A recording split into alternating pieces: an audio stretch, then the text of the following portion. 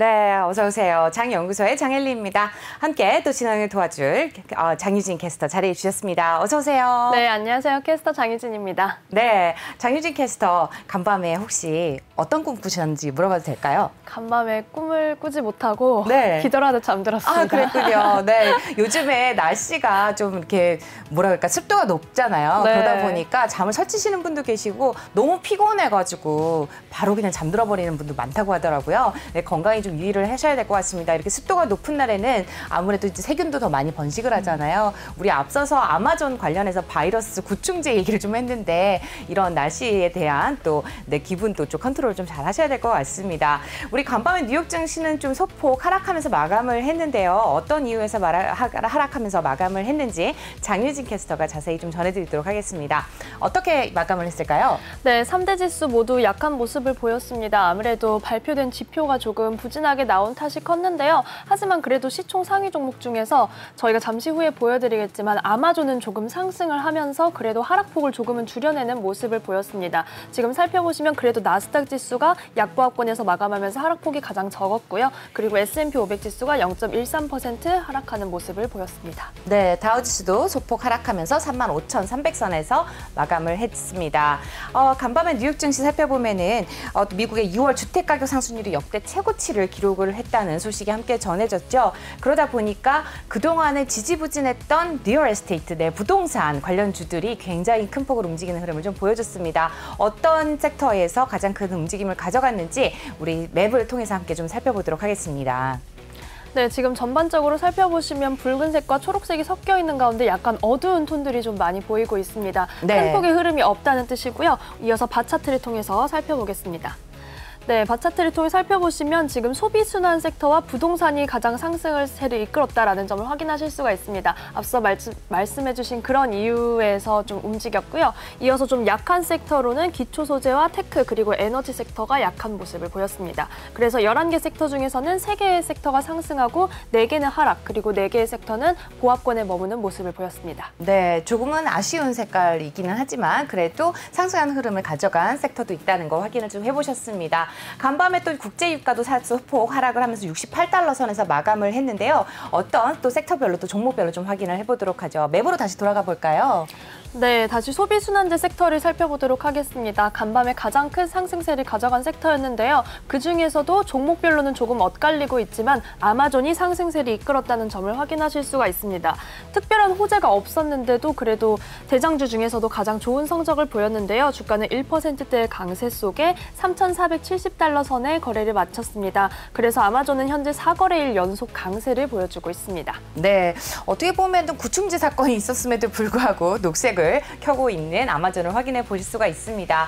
아무래도 온라인 또 관련해서도 또 좋은 소식들이 계속해서 이어질 것 같은 그런 흐름을 보여주고 있고요. 테슬라는 어땠나요? 네, 테슬라는 살펴보시면 지금 색상으로 볼 때는 다른 자동차주와는 조금 엇갈리는 흐름을 보실 수가 있습니다. 모건 스탠리가 테슬라에 대해서 애플과 비교 분석하는 그런 코멘트를 좀 내놨는데요.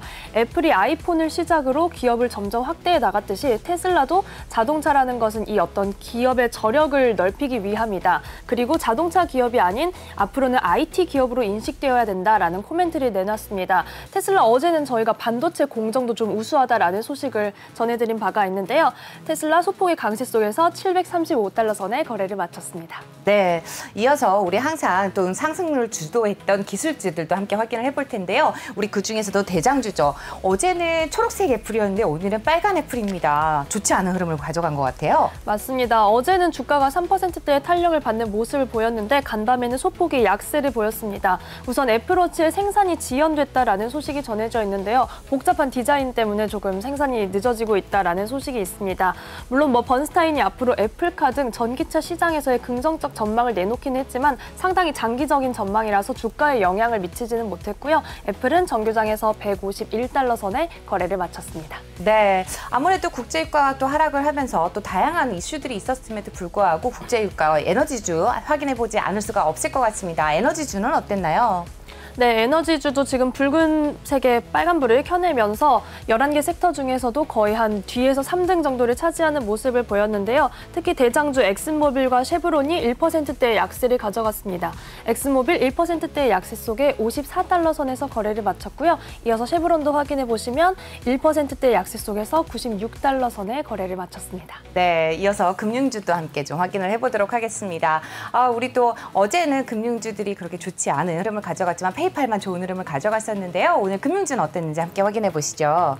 네, 금융주 오늘도 사실 그렇게 좋은 흐름은 아닌 것 같습니다. 약간 보랏빛을 보이고 있는데요.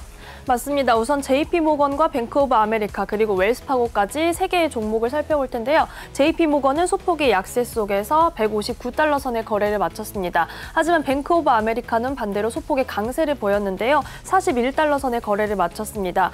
미국 10년물 국채금리가 조금 상승을 했는데도 주요 은행주는 등락이 엇갈리는 모습을 보였습니다. 이어서 웰스파고가 지금 굉장히 좀 주가가 탄력이 떨어졌기 때문에 확인을 해볼 텐데요.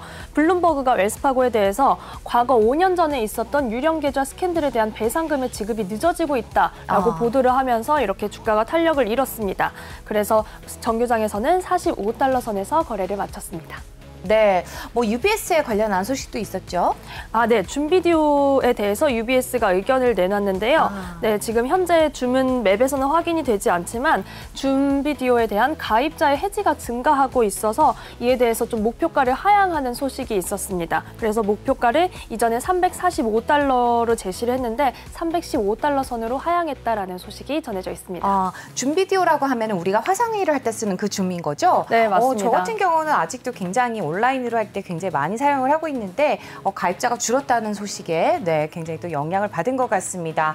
줌과 관련해서 UBS에서 내놓은 소식까지 함께 확인을 해봤고요. 마지막 소식 하나 더 있죠?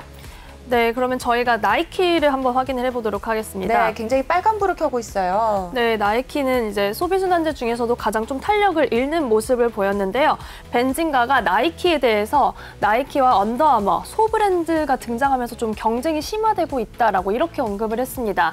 나이키에서는 사실 뭐 러닝이든 테니스든 다양한 스포츠 종목의 의류를 다루고 있는데요. 하지만 요즘에는 한 분야에 특화된 업체들이 많이 등장을 하면서 시장의 경쟁이 심화되고 있기 때문에 조금 약한 모습을 보일 수 있다라고 이렇게 좀 의견을 내놨습니다.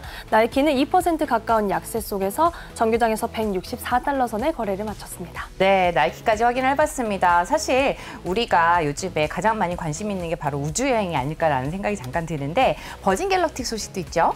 네, 버진 갤럭틱도 현재 뭐 맵에서는 확인되지 않지만 제프리스가 긍정적인 의견을 내놨습니다. 우주선을 추가로 확보했고 2030년에는 연간 600회의 우주 비행이 가능할 것이다 라고 이렇게 좀 전망을 내놨다라는 소식이 전해져 있습니다. 목표가를 상향하지는 않았지만 그래도 투자 의견은 그대로 유지를 하고 있으니까요. 이 점도 앞으로 주시하시면 좋겠습니다.